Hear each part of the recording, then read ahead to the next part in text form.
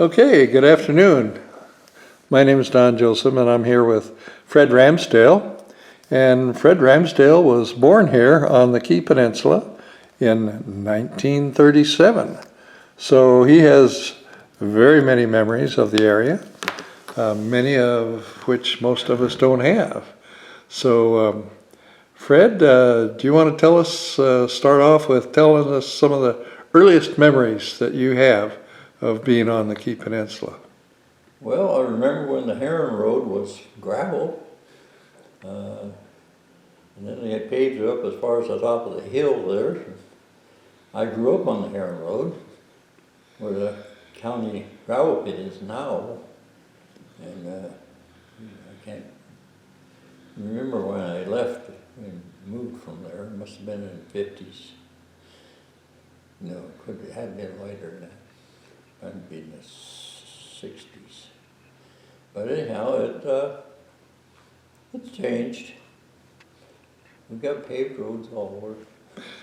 How close were you to the gravel pit? I mean, was this What do you mean? where you We're lived? in the gravel. You're in the gravel pit. That's where you guys was, huh? Yeah, because we had, we sold gravel too. When we lived on the property. Actually, the property was 40 acres. My folks bought it in 1937. They paid $120 for it, which is unbelievable. Wow. And they paid it off at $10 a month in 1 year. Wow. And it's unbelievable. Yeah, that's what you could do then, I guess. And of course, there was no jobs. I think my dad worked for the county at that time. So that's where, How long did you operate the gravel pit, and how long did you live there? We moved over there. Probably until the 70s. Yeah, okay. Yeah, really good. So you went to school in the area, Peninsula Schools. Do you want to share what your first elementary schools were like and where you went? If you go down to community house home down there, that's my old elementary school. I went there for 6 years. And there were 6 grades there at that time, and 2 grades in each room, so there's 3 rooms. One of my fondest memories is my teacher I had, and the principal was there, Helen Rickard. Oh, wow. Finest teacher ever was. And she taught me more. Wow. Roughly how many students would you estimate were there at that time? Oh, there's probably 20 minutes, that'd be 40. Probably 80 kids in that school at the most. Yeah. Did you walk to school? Did they have school bus, or did you ride a horse? School buses, but we actually lived too close to be good going on buses. Buses passed us, so yeah, we walked. It was only a mile. Yeah, great. So after you finished school there, then which school did you go to? Come up here to Vaughan, Mm-hmm. and there's 7th and 8th grade we went to school here. Yeah. And, What were your favorite topics in school? history. History? Yeah, really was. And of course, down Lake B School down there, where I sat in the 6th grade, I was next to the encyclopedias. I was always reading the encyclopedia instead of listening, like I should have been. Uh-huh. And then up here, Vaughan, it just kept busy and doing everything we could. I wasn't the world's best student by any means, Uh-huh. but I really wish I had done better.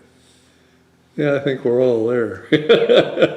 Yeah, everybody's still hunting for the world's best student. I don't know where that person ever is. So Then did you go to, oh, go ahead, you were saying Well, something. I went to Peninsula, and I one of the, talking about students and stuff, one of the things at Peninsula at the time I was there, they had a print shop. And I started printing and setting type and this type of things, all kinds of it. We used to do all of it. I think Homer Howe was the superintendent at that time. He got that started. But I went on to use that for printing. I worked in Seattle. I worked at Bainbridge Island, a newspaper there. I worked at Paulsbo. I worked at Port Orchard. That was the last one I worked at. Mm-hmm. And that training I took or received at the high school in this school district was my living. Right.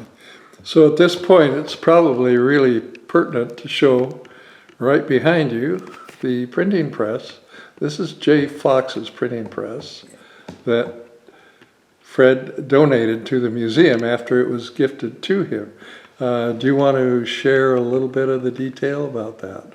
Well, Cora Fox knew I was doing newspaper printing, and she was quite old at that time. The building that the printing press was in was falling down, it was collapsing. So she wanted to know if I wanted it, and I managed to go down and dig it out of the wood and rotten and stuff and clean it up. It was broken a couple parts, and there's still parts that were missing. I dug through more stuff down there trying to find pieces, but I thought it was a very important thing to our community and to the history of our community.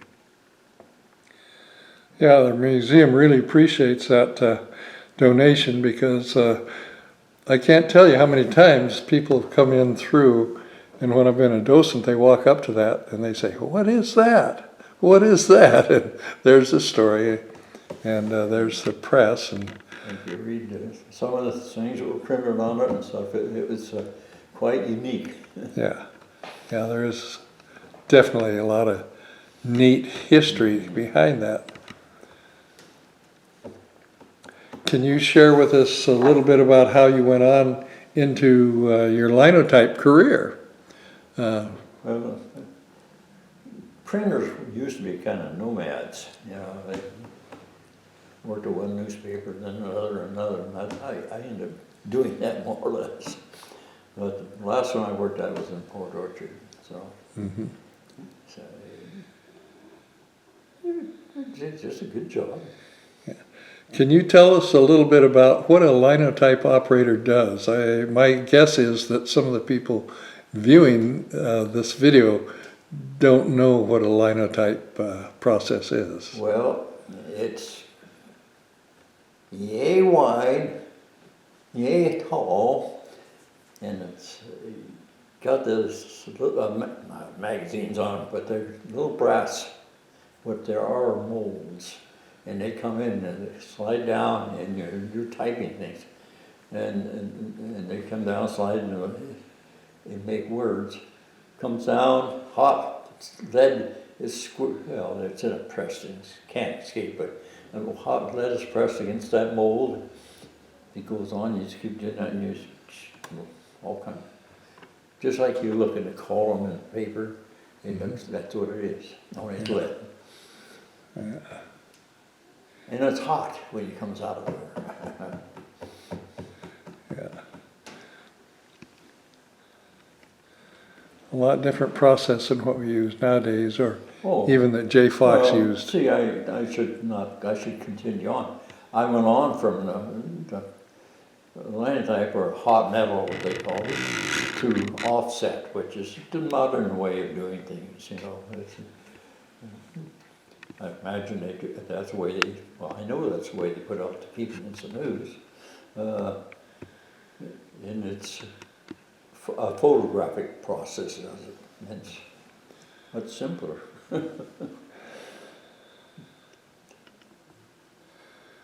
Okay, so after you were in the linotype thing. And at that time, you're living on the Key Peninsula. Yeah. And can you share about what the Key Peninsula was like at that time, or some of your memories?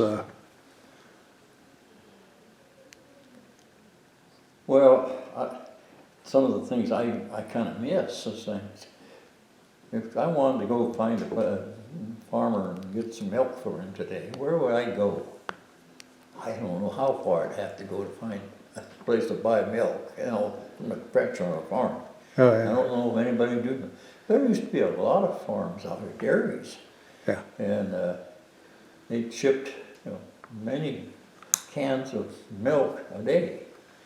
There was Long Branch was a pickup for milk cans. There's one up there, right, road going down to Palmer Lake. Home down here that had a big one, Key Center did. They had a big truck, they come out here, they come 10-gallon cans of milk. And that's all, they're just not here. And that's where a lot of your cleared property was at that time. You go on around here right now, I can go show you apple trees that are growing out there in the woods and amongst fir trees. We're orchards. Mm-hmm. They're gone now, Yeah. And one of them, each year, I have to watch real close, south of Key Center down there, just not too far, there's an old orchard there, yeah. And yeah, it's fading out kind of, but each year I had some apples, by golly. Yeah. But as far as much changes, there's just more people, out here. I don't know if there's any more things to do or anything there was, but you had a hall at home, set out over the water. They had dances every week there, Saturday night. Long Branch at the Improvement Club there, they have dances now. And the whole hall. Oh, Lake Bay had a hall down at the bottom of the hill there. That we ended up using it for roller skating. Yeah. And that really got some of the roller skating going on out here. How about the Vaughan Library Hall? Did you ever go to any functions there? Where? The Vaughan Library Hall. No, I know where it is, I know where it was. I passed it and all, wondered about it. Didn't know what it was. Truthfully, back then, you had separate communities and you didn't see too much travel between the two in the functions. Sure, sure. You were a homite, you stayed home. Oh, okay, so most of your activities were in home or Home or on Lake Bay, yeah. Lake Bay, yeah, okay. Yeah. Yeah. I think the first time, I can't remember the first time I went to Tacoma. Is that right? Yeah. It was on steamboat, a mosquito fleet, running out of Lake Bay. Can you share any of your experiences with the mosquito fleet, riding Not on me, it? except I really was honored, I thought. Just before they quit hauling for the co-op and everything else. I worked on it for, I think, 3 weeks. And that was the neatest experience. On which boat? Oh, the Burl. The Burl. Oh, Yeah. okay. And we hand trucked feed and stuff on and off it in Tacoma and Key Harbor and Lake Bay. And my dad was a steamboat engineer, so at one time, so it was some cross references with each other and stuff. Oh, yeah. Well, in fact, my dad used to take when something happened at Bert's son couldn't run, had sick or something. My dad would run the little boat for him. So, Okay. good experience. Now, you did a lot of mechanical work as a living for quite a while too, didn't you? I worked for Northerner down at Long Branch Garage. And I was he was ready to get rid of it and quit. He almost made a deal to buy it for him. And I thought, you know, I'm taking on an awful lot more than I'm ready for. Yeah. So I didn't do that. I worked for Terry Ravage at Chevron down at home at that time, and doing mechanical work. I just went, I changed jobs. I decided, you know, we weren't getting enough work in there for keep both families going. Yeah. So I went to work out in Sumner to a place called Barron Industries. It's now the old Cannery, isn't it? Huh? The cannery? Oh, a tannery, cannery Cannery. building. But I went there a couple of years Yeah. and did welding. Actually, I was a maintenance mechanic for the facility, and I had the best boss. As long as I was working, he didn't care where I was. And there was one engineer that I really think he was the best engineer in the world. He'd come down the basement where I was working, and he says, roll a piece of paper out there. He says, I need something that does this, this, this, this. That's his blueprint. Uh-huh. And I learned a lot that way. Yeah. Yeah. I still like building things, but Well, a lot of your skills were certainly transferable into the fire department because I know you kept a lot of those fire engines running. oh, And can you share with us a little bit about how you became involved in the early years of the fire department when it was all volunteer? I'm trying to remember what got me started. I knew everybody was, you know, particularly at home station, and that's where I got started. And I guess they just said, "Come on, join on." And okay, I did. I liked it. I enjoyed it. There's a lot of satisfaction. Mm-hmm. This bothers me. You know, these people out here, they put up with me as a teenager and I rabble rather than trouble. No, I didn't make all kinds of trouble, but, you know, I wasn't a most forward, good kid, you know. But I had the chance to help them then as a fireman. I remember picking up people on stretchers and thinking, oh God, I remember what she did for me. You know, and that was, yeah. Yeah. The fire service is a terrific thing. You get to help people you never would ever otherwise. And the training you get is unbelievable. How to actually act with people, because you're always dealing with different people and different attitudes, and you learn how to work with them. Now this is the interesting part of it because you were in the fire service way back when it was a volunteer, before there was just a lot of structure. Of course nowadays it's highly managed and you were all part of that, bringing our department up to what it is today.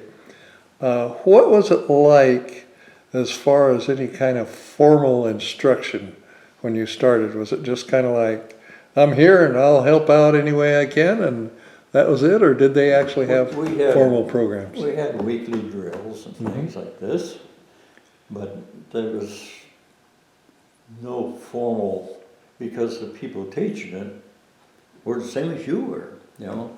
Yeah. We didn't have the outside training experience coming in at that time. We started getting that, and the fire department started becoming much more proficient at what it does. Mm-hmm. And I don't remember what year the EMT thing started even. That was the medical. Yeah, actually, shoot, we probably get more calls in a month now than you got back then in a year. Probably, yeah, for sure. And you had the same thing, you had the aid calls. I mean, that was your big thing, and we had the old, first a Pontiac ambulance, and then two different Cadillacs we had. And that was a really going thing, and we had a lot of drilling on first aid. We had people come from Tacoma. Mm-hmm. In fact, one of them was one of their first medical people that came out and would teach us.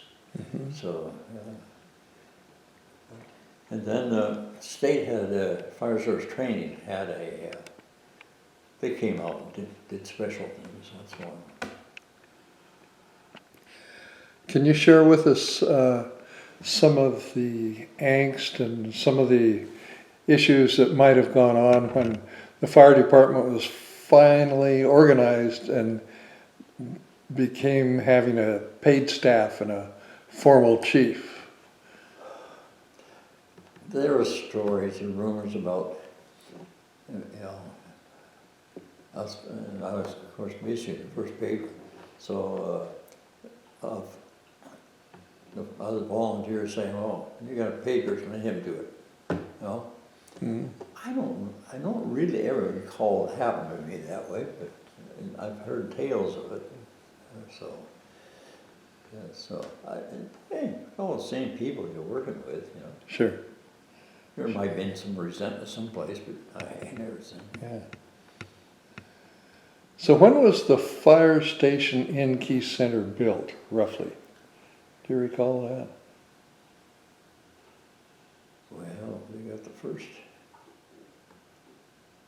I'm guessing it was the end of the 50s, 58, 59. Okay. Well, they got the first engines were, Jimmy was a 54. But they got the 3 new Ford fire engines and they were 58s, so it's about that time. Yeah, okay. Can you share with us about the Great Key Center fire and your activities that evening? Well, the call come in, on the phones, because it was all gang system then.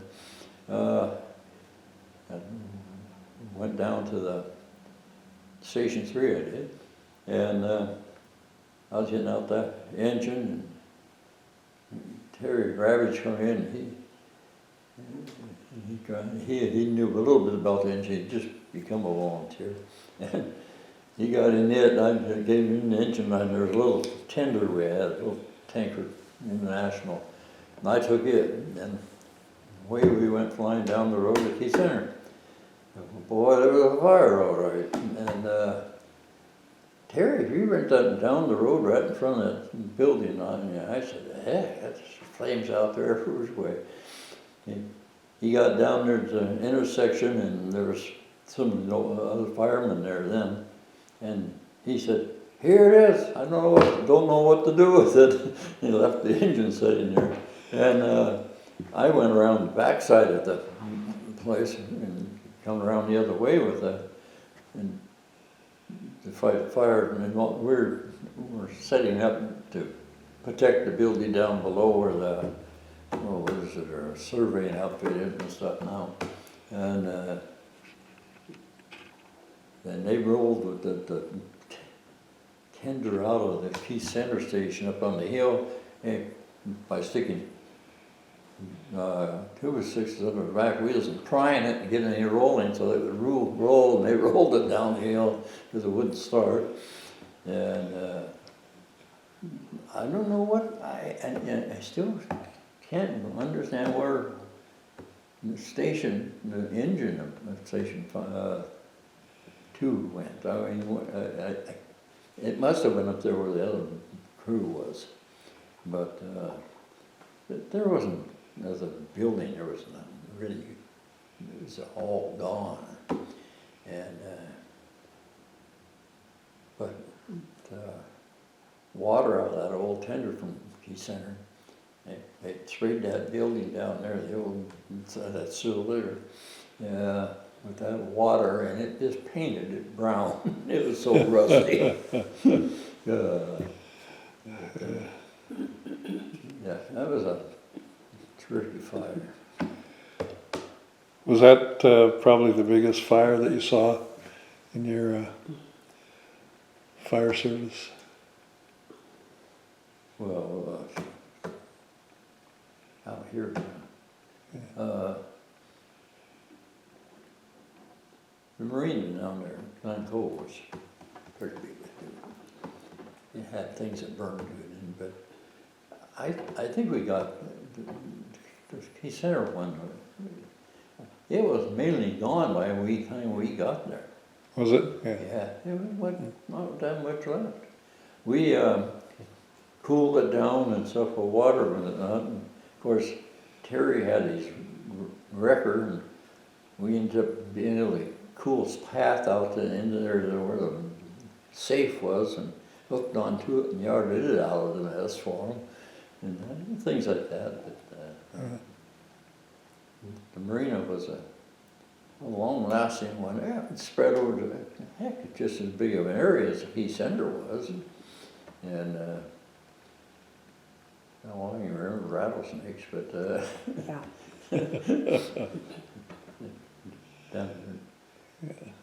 had somebody was collecting rattlesnakes in a pen on the barbs there. Oh no. Yeah. Do you remember any of the businesses that were destroyed in the Key Center fire? Well, there was a Viso Lumber. Yeah. Okay, and you had, it was Marietta's. grocery store and freezers and lockers. And they had the liquor store too. And that was it. Yeah. Okay. Yeah. Melted the sign on the Shell station across the road over there. And that's about all. Burnt some power poles a little bit. Yeah. Okay. So, do you want to go ahead and share your kind of career through the fire department and how it progressed, and then later on about your fire career in Hawaii, which is interesting. Well, That's kind of a... well, as far as here, I was a volunteer up until, God, what was it? 72, something. Yeah. Well, it's later than that. 3, something like that. That's when and then I went paid then. And I went volunteer, every position you can think of, except chief. And I really was a mechanic more than anything, because back then the equipment wasn't maintained as well, because it's all volunteer and Sure. you just didn't keep after things. So that's what I was doing mostly, besides going on what few calls we did get. But then become paid in 76. God, I think it was 76. Yeah, that's all right. Anyhow, and it was back the same thing. I started out as a fireman and I worked back up again. Ended up as the deputy chief. And I got more involved in administration as it went on. I set up the original and helped put a professional, put the computer systems together. Yeah, that's what I was going to say. You did a lot of the bookkeeping and computer stuff in I addition to enjoyed mechanic. that, yeah. Well, I did a lot with the wood. Put that down on paper where you could understand it. Sure. Yeah. But it's always something different. The deputy sheriffs, they used to hang out there when they were up there. Well, my office was upstairs. Well, they were down there getting ready to go out and do something to somebody, and they had their guns on and everything. And this one guy, he put his shotgun up on his shoulder or someplace, And he ended up hitting the trigger. And my office was upstairs. Poked a hole in the floor to the ceiling. Fortunately, I wasn't up there because I'd have probably melted right there. Yeah. But we had a good time. Yeah. He helped start the Washington State Fire Mechanics. Oh, yeah. Yeah. Oh, yeah. I was, the Fire Chiefs Association, like it was when I went to Peninsula here, there was that fire department, there wasn't too much good maintenance done on equipment. Mhm. And we finally discovered statewide it was this way. Sure.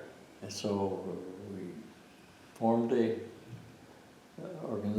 association of fire mechanics. And on most of the time in Yakima or Ellensburg, at the college there each year we put on a mechanics association classes for different things you run into in the fire service. Yeah. And yeah, I was with that, I don't know how long, probably retired, I guess. I was one of the first ones in there. Okay, I'm gonna back my camera up here a little bit. Mary, why don't you slide over there a little bit? And here is Mr. and Mrs. Santa Claus of the Key Peninsula. I forgot to write that down. Would you guys like to share some of that and how that came to be and how much fun you had doing that for so many years? Well, we had seen, I think it was Parkland Fire Department was taking their truck around with a Santa on it and just, greeting the kids, the people with Christmas music and stuff and ho, ho, ho sing. And we thought it was a good idea, so we approached our fire chief and commissioners and they said, sounded great publicity. So we did that. It's on the brush rig the first year, what did No, we No. didn't have a brush we rig. didn't. We did it the first year on the tailboard of Oh, that's right. the old Yeah. Jimmy. Yeah, we rode the tailboard all around the district, and we covered the whole district. We didn't just do the developments and things like you had to now. 2 weeks, I think. we Yeah, did. every night for 2 weeks during the winter. And Snow, yeah, rain. we were like the mailman, nothing deterred us. So it was just a lot of fun. You'd come back just frozen solid, but those little kids, when they smiled up at you, just melted your heart. So well, I'll you could tell go you, on again. I tell you, it Yeah. wasn't just little kids. Well, yeah, true. These people, probably older than I am, maybe older Yeah, than I some am of them. now, would be up on their decks and waving to us, and I would jump off that thing and take a candy cane up to them, and it meant as much to them as it did to the kids. Sure it did. But it progressed from